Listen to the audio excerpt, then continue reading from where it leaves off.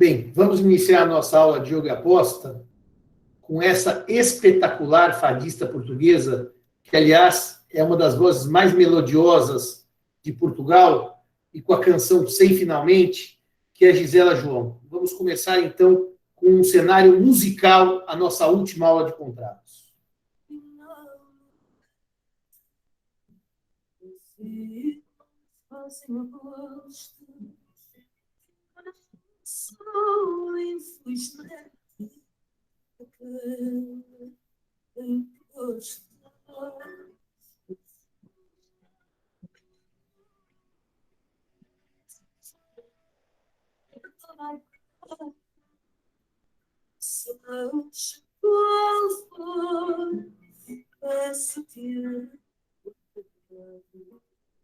Então, a canção diz: sei finalmente, afirmam, fazem apostas. Sei que, infelizmente, que não sou aquela de quem tu gostas. Aqui vamos distinguir o contrato de jogo do contrato de aposta. Os dois contratos são igualmente trabalhados nos artigos 814 a 817 do Código Civil. A diferença entre o contrato de jogo e o contrato de aposta não está no regramento legal, porque ambos seguem idênticos dispositivos do Código Civil. A diferença é conceitual. Então, diz Venosa que o contrato de jogo, vamos pôr aqui no chat para vocês, é o contrato pelo qual duas ou mais pessoas obrigam-se a pagar determinada quantia ou coisa diferente de dinheiro àquele que resultar vencedor na prática da atividade esportiva ou intelectual. No jogo, há participação daqueles que contratam. A aposta, diferentemente, e aí é o conceito de Bevilacqua, diz respeito à opinião distinta sobre o mesmo tema. Bevilacqua diz que a aposta é o contrato pelo qual duas ou mais pessoas de opinião diferente sobre qualquer assunto concordam em perder certa soma ou certo objeto em favor daquela entre as contratantes cuja opinião se verificar verdadeira. Portanto, na aposta há um mero palpite.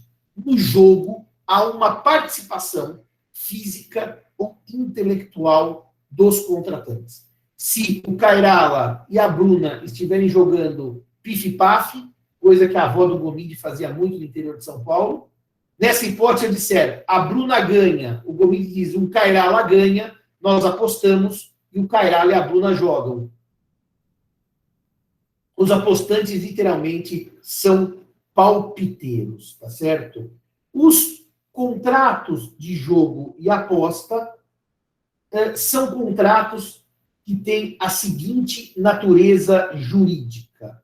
São contratos bilaterais, porque normalmente há sacrifício patrimonial recíproco, com prestações recíprocas. São contratos típicos, porque previstos pelo Código Civil, consensuais, porque nascem do acordo, e contratos também aleatórios. O detalhe sobre o jogo e a aposta é que ambos têm no seu elemento fundante a alha ou risco. A alha ou risco. A noção de alha exige da gente que pensemos como risco ou como azar. São essas as duas noções de alha. E daí, eu lembro para vocês que quando houve a famosa frase de Júlio César, eu até achei aqui, Cairala, aquele quadro que eu mostrei outro dia na nossa aula de Egito, que eu dei, e que não identificaram qual era o momento histórico. Aqui está Júlio César, quando ele derrota Vercingetorix, aliás, quem gosta de Asterix sabe muito bem, que era o chefe gaulês da resistência, e Vercingetorix deposita aos pés de César as armas. César conquista a Gália e desce depois para a Itália, e chega na Itália naquela situação de general romano vitorioso, é muito interessante, porque havia uma regra consuetudinária romana antiquíssima, que nenhum romano atravessaria o Rubicão armado, ou seja, pelo exército, porque depois do Rubicão ele era um cidadão e não mais um general ou um militar, e César descumpre essa regra, olha aqui no Asterix, ó, descumpre essa regra, diz alia jacta est, a sorte está lançada e cruza o Rubicão. A história é bonitinha, porque na lenda, César teria visto um sátiro tocando pífaro, que é uma flautinha, e ele dizia, vem César, vem César. E ele foi e deu a guerra civil, que acabou com a morte de Pompeu, depois acabou o primeiro triunvirato, até o assassinato de César em 44 depois de Cristo. E também eu gosto dessa hora de falar de alia jacta est, de lembrar de um personagem histórico, que é esse aqui, que é o meu rei predileto, que é o Ricardo III, por várias questões. Aliás, foi o monarca que eu mais fiz leitura. Olha, cara, você que gosta de latim, todos os quadros tinham o nome do rei em latim, Ricardus Tercio Anglorum Rex, rei da Inglaterra, né? Então, o Ricardo III tem aquela famosa história do Shakespeare, que é evidentemente ficcional, que ele cai do cavalo, e quando ele está no chão, em Bosworth Field, 1485, ele teria dito, a horse, my kingdom for a horse, que é a frase que está... Ué, eu apaguei? Ah, não, está aqui. Que é essa frase, a horse, my kingdom for a horse. E por que eu falo dessa frase? Porque o Catesby, que era o assessor dele direto, responde, withdraw, my lord, I'll help you to a horse. E aqui o Shakespeare faz uma brincadeira com a palavra sorte. Porque, reparem, em inglês, alia jacta est, é the die is cast. Literalmente seria a sorte está lançada. Mas reparem como o Shakespeare faz uma brincadeira com o to die, que é o morrer, e o dice, que são dados, e o singular é die. Ele responde, o rei, que caiu do cavalo e que tinha uma escoliose profunda e que certamente seria morto em batalha. Slave, I have set my life upon a cast, and I will stand the hazard of the die. Ele literalmente diz assim, eu suportarei as agruras dos dados. Inclusive, o hasard em francês é o acaso dos dados, o acaso da própria morte. Então, alia jacta est em inglês é the die is cast. Dito isto, e acabada a parte cultural, os contratos de jogo e aposta, portanto, têm no seu cerne o elemento risco ou o elemento azar. Quando se fala em jogo e aposta, nós temos que compreender que nós temos 3 tipos de jogos ou apostas. Os jogos e apostas lícitos e regulamentados por lei, como, por exemplo, loteria esportiva, como, por exemplo, a corrida de cavalos, que é o famoso turf, tá certo? Como ocorreu por um tempo com os bingos no Brasil, que geravam obrigação civil, porque o bingo era regulamentado e lícito. E esses jogos regulamentados e lícitos geram obrigação civil, portanto, são contratos exigíveis porque válidos, e eu tenho os 2 elementos do vínculo obrigacional, que é a dívida e a responsabilidade. E esses jogos, portanto, eles geram obrigação exigível como qualquer outro tipo de contrato. Nós temos os jogos ilícitos. Por quê ilícitos? Porque tipificados como crime, e são tipificados como crime, geram obrigação nula por ilicitude do objeto, corrida de cachorro, rinha de galo, jogo do bicho, todos esses jogos tipificados como crime / contravenção são jogos que geram nulidade da obrigação, logo são inexigíveis. É curioso que vocês devem ter visto que recentemente a gente...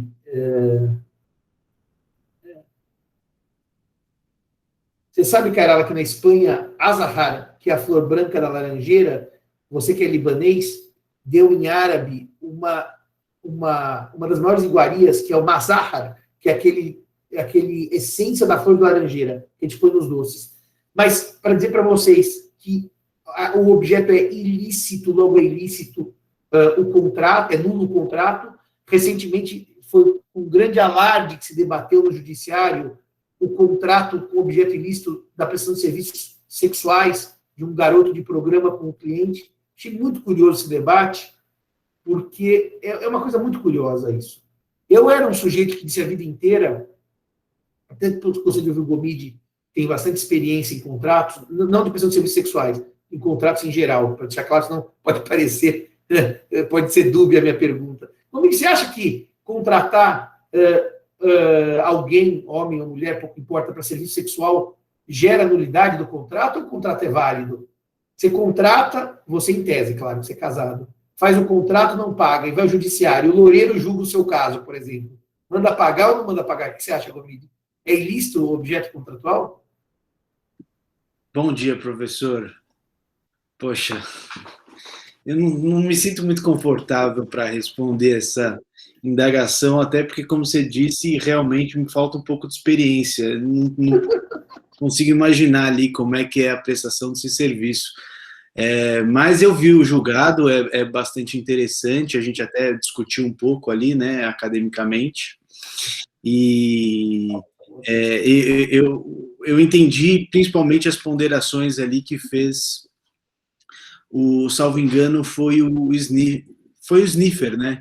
Então talvez fosse bom ouvi-lo, né? Mas deixa eu dizer uma coisa para vocês, que a gente não pode ir muito longe, mas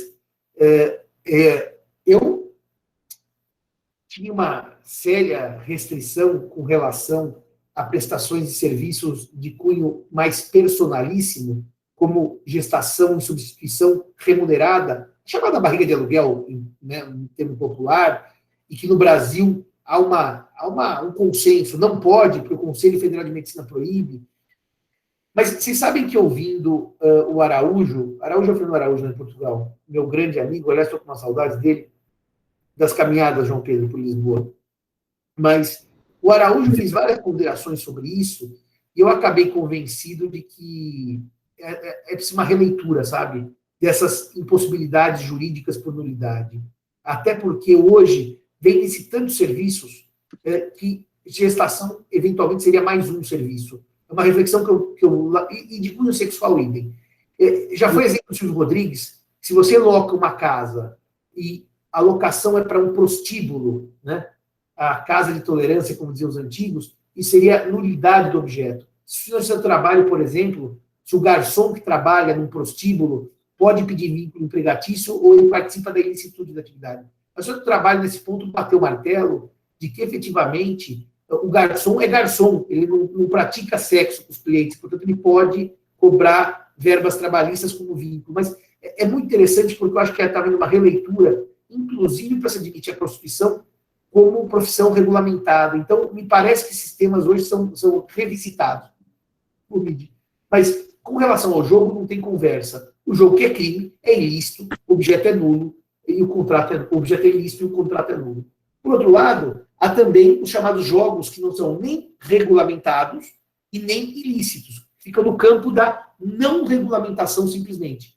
E esses geram obrigação natural. Esses são regulamentados pelo Código Civil. São jogos em que há schuld, que é dívida, mas sem responsabilidade, que é rafto. Portanto, para mim, é um claro exemplo de obrigação natural esta situação do jogo e da aposta. Sobre o tema, o Código Civil trabalha nos artigos 614 e seguintes do Código Civil. Vamos trabalhar algumas regras do Código Civil sobre o jogo e a aposta. A primeira regra interessante é que o contrato de jogo e de aposta é um contrato que, por gerar obrigação natural, se ele é inexigível do devedor, ele também é inexigível do fiador.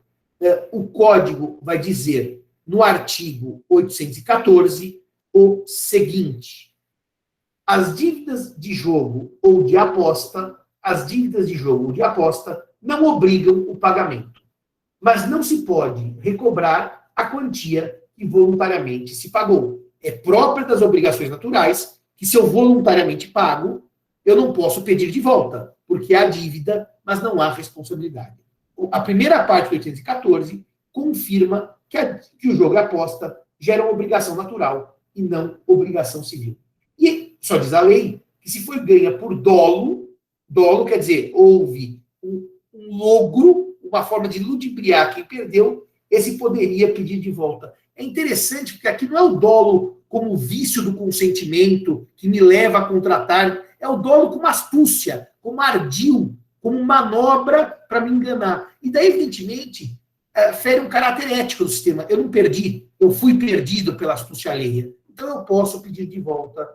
E também, se o menor jogou, também por ser tido por inexperiente ou interdito, leia-se incapaz, por uma doença mental, por exemplo, eu também posso reaver o dinheiro. Mas, em regra, quem paga obrigação natural, e a dívida de jogo aposta, sempre o jogo lícito e não proibido, lícito e não regulamentado, só para deixar claro isso, não pode pedir de volta.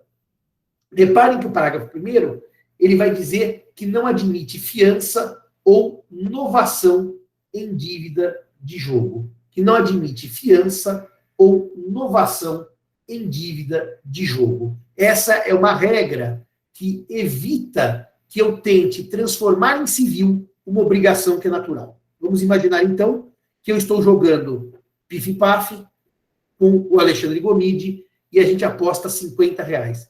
Não há proibição, porque nós estamos fazendo um jogo de azar nem explorando roleta. É simplesmente um jogo de amigos. É o bolão da Copa do Mundo. Sabe o bolão da Copa do Mundo? Não há ilicitude em amigos fazerem um bolão da Copa do Mundo. E eu perco. E o Alexandre me deve R$50. Então nós vamos novar a dívida para tentar mudar o objeto para dizer que ele me deve R$50 em razão de outra coisa. Ou eu tento fazer uma novação subjetiva para dizer que quem me deve não é o Alexandre, é o Biasi, para trocar o sujeito devedor. A novação aí é ineficaz porque ela encobre uma dívida de jogo para tentar tornar exigível o que é juridicamente inexigível, tá certo? A questão, talvez, que seja aqui mais interessante, são duas questões. Uma é a do 817, que é o sorteio para dirimir questão ou dividir coisas comuns. Esse sorteio é um sorteio muito utilizado em inventários e partilhas, quando há briga de herdeiros, tá certo? O código admite como válido o sistema de sorteio para divisão de coisas. Ou seja, não entra na regra do jogo e da aposta. O que eu quero dizer com isso? Se eu tiver dois irmãos que estão se matando e eu faço 2 lotes de patrimônio e dizer sorteia, o lote A é seu, o lote B é dele. Essa obrigação, ela é civil. Ela não é uma obrigação natural. Ou seja, o sorteio como forma de transação para se dividir em bens é juridicamente exigível. Eu vou lhes dizer uma coisa da prática sobre o 817. É muito, muito, muito, muito comum a gente acabar fazendo acordo por meio de sorteio. E sabem como é que funciona o sorteio? Com a máxima da pensão. Um divide o bife e o outro escolhe a sua metade. Quem divide não escolhe, quem escolhe não divide. Porque se eu resolver levar vantagem na divisão, o outro escolhe a melhor parte. É uma tentativa. E tome nota dessa, tá? Eu já resolvi inventários de alta complexidade com a máxima da pensão. Um divide e o outro escolhe. E aí, também, eu posso também fazer uma divisão com o respectivo sorteio. E a segunda coisa que o código diz também, que não é jogo e aposta para fins de obrigação natural, são os chamados contratos diferenciais, que estão no 816, que são as questões dos contratos de compra e venda de opções em bolsa, por exemplo, em que há um risco natural de variação do que eu estou comprando. É isso, Sérgio, é exatamente isso. A briga dos irmãos da pensão, o bife da pensão é a briga de criança. Um irmão divide e o outro escolhe. Também o Marcelo fala bem. Aliás, Marcelo, eu usei o caso mais difícil da minha advocacia que eu usei foi numa briga de irmãos societária, e que envolvia inventário. Então, eu precisei fazer os pacotes e haver sorteio, tá certo? Olha aí, a Laura disse que usa a máxima da pensão. A Laura já está prevendo o artigo 817 do Código Civil. Meu avô e meu tio-avô, quando dividiram as terras do interior, foi a máxima da pensão. Fizemos 2 lotes e houve depois o sorteio. Esses contratos diferenciais também, apesar de envolverem risco, são contratos aos quais não se aplica a noção de obrigação natural. Aliás, hoje em dia, que vocês são todos home broker, eu não, porque eu sou velho, eu tenho dinheiro na poupança. Mas vamos pegar o Kairala, que é um home broker profissional, ele passa o dia inteiro investindo em ações. Ele celebra muitos contratos em que há um risco de aumento ou descida, e ele dá uma ordem: atingiu tal preço, vende; atingiu tal risco, compra, tal preço, compra. É um contrato de risco. É um contrato que não deixa de ter a área no seu conteúdo, mas é um contrato que não segue as regras do jogo e aposta. Ou seja, segue regras dos contratos tradicionais, bilaterais, e que não há como dizer que é dívida sem responsabilidade, tá certo? E o último artigo que eu quero trabalhar, em 1 minuto 815, que ele é muito bonitinho. Não se pode exigir reembolso do que se emprestou para jogo aposta no ato de jogar. Por que é no ato de jogar? Eu resolvo participar de um jogo. Estou aqui em casa agora, 9 horas da manhã, eu não estou exatamente jogando, estou dando aula. Eu mando um WhatsApp pro Kairala e falo: Kairala, põe 100 na minha conta para eu jogar. Ele põe. Eu não estou jogando, eu estou dando aula. Essa dívida é civil. Eu posso ser cobrado. Mas se eu tiver no calor do jogo, por exemplo, o Kairala, quando vai para Las Vegas, ele é um habitué, todo ano vai e gasta ali os seus $100 mil na roleta. Ele está na roleta, já gastou $99.900, põe o último 100, perdeu. Aquele calor do jogo: eu preciso de dinheiro, Simão, me empresta aí. Ele está com aquela gana de jogar na roleta. Eu vou lá e dou $1.000, dancei. Porque a lei aqui entende que o jogador, no ato do jogo, fica, em certa medida, incapaz. Ele está tão tomado pela emoção do jogo que ele não sabe o que está fazendo. Mas, repito, se eu pedir o dinheiro agora, 8 horas da manhã, tomando café e água, é outra coisa, a obrigação é civil. Tem que ser o jogo, o empréstimo praticado, porque, na verdade, a lei imagina, gente, quando eu estou no ápice do jogo, eu vou pegar dinheiro emprestado pela emoção do jogo. Então, alguém, no fundo, se aproveita do meu estado emocional para me emprestar o dinheiro. Não é um empréstimo normal, que eu ligo, falo: Kairala, põe R$100 na minha conta, que eu vou jogar. O Gabriel precisa saber que está claro que está jogando, porque se eu ligar e falar assim: Kairala, dá 100 aí, que eu vou jogar. Ele fala assim: mas Simão, jogando agora ou daqui a pouco? Não, já estou na mesa, então não empresto, porque o 815 não permite. Não, cara, eu vou jogar semana que vem, que eu estou indo para Vegas. Aí é outra história. 815 é o artigo dos agiotas. Exatamente isso. É exatamente isso. Para evitar que alguém se aproveite da emoção do jogo. Eu vou fazer uma nota pessoal para vocês. O 815 quer estimular um empréstimo para o jogo. Então, não importa se eu ganho ou se eu perco. Se eu estou no ato do jogo, o Kairala me empresta R$100 e eu ganho 1 milhão, o que a lei não quer que o Kairala me empreste o dinheiro. Se eu tiver que pagar o Kairala, vira para o Kairala uma operação de risco. Ele empresta esperando eu ganhar. A lei veda essa ideia. Eu só vou contar uma nota para vocês bem rápida.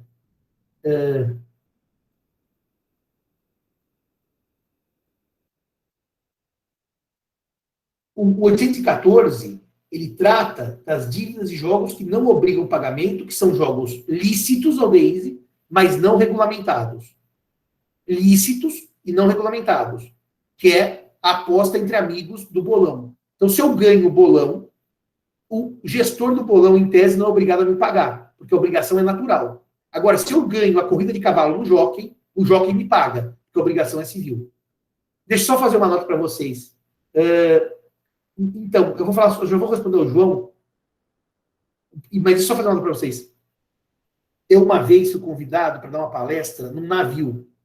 E o navio, saindo das águas territoriais, pode abrir o cassino, pode abrir roleta, maquininha, saindo da faixa de ar, que daí se considerem águas estrangeiras, vamos dizer assim. E eu estava no navio com o professor Zeno, e o professor Zeno Veloso era viciado, adorava uma maquininha. E eu não suporto maquininha, que eu gosto da roleta. Eu nem vou muito a cassino, e quando eu vou, levo um dinheirinho restrito, porque eu amo a roleta. Eu poderia passar dias na roleta. Eu conheço o meu vício em tese, né? Mas é curiosíssimo, porque no ato do jogo, para quem joga, percebe a razão de ser do 815. Realmente o jogo te tira das suas faculdades mentais. Você fica tão excitado com o jogo que você acaba gastando demais. Agora, os sites de aposta, é verdade. os sites de aposta é uma questão muito, muito curiosa, né? Que eles são sediados em países que permitem o jogo e aposta. A sua sede, a sua constituição, não no Brasil. E aí há um problema, João, muito interessante sobre esses sites, que é o seguinte. Como o sistema brasileiro precisou enfrentar Vegas e o Uruguai, aqui como chama a cidade do Uruguai, Punta del Este, que eu esqueci o nome, muitos brasileiros iam para essas cidades em que o jogo é admitido ilícito, gastavam nos cassinos, emitiam cheques à época, cheque. E quando o cassino vinha cobrar no Brasil, eles diziam, não pago, porque a obrigação é nula, porque foi contraída para jogar no cassino. Até os cassinos depois começaram a fazer uma coisa diferente. Eles passavam um cheque para um terceiro para desvincular com o cassino, já que o cheque é título ao portador, a depender do valor. E daí o que aconteceu? O STJ e o STF tiveram que responder, João, o que eu vou responder para você com relação a sites de aposta. Se o país onde a obrigação foi constituída admite o jogo e aposta, não fere a soberania nacional cobrar no Brasil o que eu contraí de dívida em Las Vegas. É diferente de um cassino clandestino no interior em que eu vou praticar um ato ilícito. Portanto, o que eu quero dizer para vocês é que hoje há uma orientação pacífica do STJ e do STF, falando de dívidas de jogo contraídas em Las Vegas, Atlantic City, ou mesmo em Punta del Este, onde o jogo é admitido, e nessa hipótese a obrigação é civil, exigível. Então eu vou responder ao João. Se você joga num site que está sediado em outro país, me parece que pelas leis internacionais, até vou ver com o Mônaco, você vai seguir a regra do lugar do jogo. O lugar do jogo é o país em que o site está hospedado, sediado, e não o Brasil. Eu, por analogia, usaria ir até Atlantic City e jogar lá. Ficar em casa, jogando no site americano, sediado no estado que o jogo é permitido, para mim, eu seguiria exatamente a mesma analogia e diria que a obrigação é civil, exigível e não natural. Tá certo? Era isso que eu tinha para dizer para vocês. O jogo aposta contratos muito simples. Eu fiz esse resumão para ter a chance de mostrar para vocês o Júlio César e o Ricardo III. E queria dizer o seguinte. Professor, o jogo do bicho. O jogo do bicho é uma aposta. Porque eu aposto eu dou um palpite. Qual bicho será aquele bicho que vai ser o bicho da vez? Só que é uma contravenção penal, portanto, a ilicitude, o jogo do bicho é nulo. O truco com o litrão continua, desde que você pague. Se não pagar, você não pode exigir juízo, que é um jogo lícito, mas não regulamentado. Vai ter uma punição social. Quem não paga o litrão, não joga nunca mais. Vocês vão pôr no Instagram. Fulano de tal é um caloteiro de truco no porão. Mas podem continuar jogando, desde que vocês não transformem aquilo em atividade remunerada, do tipo lucrar alguma coisa mediante um bookmaker, um apostador profissional e arrecadar dinheiro. Mas podem continuar apostando cerveja. Eu não aposto com o Cairala, porque o Cairala costuma não pagar as apostas. Então, ele tem perdido sistematicamente. Garrafas de vinho, acho que eu tenho direito ao Cairala, uma adega, com umas 200, que ele nunca me pagou. Mas vai pagando aos poucos, com calma. Bom, só para dizer para vocês uma coisa bem objetiva agora, é isso mesmo, a Bruna conhece cassino. Ela vai lá pela comida e pela bebida de graça. A Bruna é uma das poucas pessoas que vai para o cassino, não joga e dá prejuízo comendo e bebendo no cassino. Aí já é outra estratégia. Então, deixa eu dizer para vocês uma coisa, como essa é a nossa última aula, eu queria agradecê-los demais pela presença nas aulas teóricas. Sei que a partir de sexta-feira, não que vem, que é feriado, do Corpus Christi, na próxima, começam as... Ou nós já vamos começar na próxima, não é, né, Carala? Nós pulamos o Corpus Christi ou nós demos o Corpus Christi de feriado? Eu já nem lembro disso. Teoricamente é feriado, professor. Então não, teoricamente e praticamente. Porque o fato da aula começar em dezembro não quer dizer que a gente não precisa ter feriado durante o semestre. É um erro conceitual do reitor. Que ele acha que como a gente começou em abril, a gente não tem feriado, que tem que todo mundo morrer de trabalhar. Aliás, o trabalho na USP está virando tripalium mesmo, como diz na origem etimológica. Está no calendário de São Francisco não ter feriado? Puxa, que coisa, hein? Achei que eles fossem mandar a gente trabalhar também até 25 de dezembro, como ano passado. Esse ano, se Deus quiser, a gente vai poder comer castanha no Natal sem ter que dar aula. Mas eu ia dizer para vocês que foi muito bom estar com vocês. E eu queria dizer uma coisa que eu estava falando até, sim, vai ser colocado em breve. A Bruna já mandou, eu que estou embora. Mas eu vou hoje à tarde parar para ver isso, fui jogando. Dizer para vocês o seguinte sobre o sistema virtual. Muitos de vocês foram meus alunos em semestres pretéritos, e já sabem como funciona. Mas eu acabo, dizia ontem para o Cairara e para a Bruna, que no final o sistema virtual ele acaba tendo uma única vantagem na minha leitura. Como a gente tem menos interação, tem menos piada, menos tempo para confraternizar, menos invasão do grito do Peru, menos gritaria no Largo de São Francisco, menos pedido de entrada do 11 na sala de aula para dar recado, no final o curso acaba sendo um curso de aula só. O que eu acho péssimo, vai ter uma vantagem. Eu cumpro o conteúdo, tá? O único contrato que eu poderia ter falado que eu não falei é o da prestação de serviços. Mas eu vou combinar com um dos meus assistentes, não sei qual ainda, vou pedir para fazer um vídeo de 40 minutos, uma aula gravada, e vou pôr à disposição de vocês para falar um pouco sobre a prestação de serviços, do Código Civil e a sua interface com o CDC. Fora isso, eu cumpri completamente o programa da disciplina, à larga, e posso dizer, com bastante calma. Esse curso não foi corrido, foi um curso que foi dado no seu tempo. Então, eu apenas agradeço a vocês, o quórum foi bastante alto, e dizer a vocês que agora, com essas monitorias, não se esqueçam que tem que participar, senão perde nota, e uma participação ativa, não meramente figurativa, tá certo? Câmera aberta, debate, participação, que vai ser um requisito importante para a gente concluir o aprendizado dos contratos em espécie.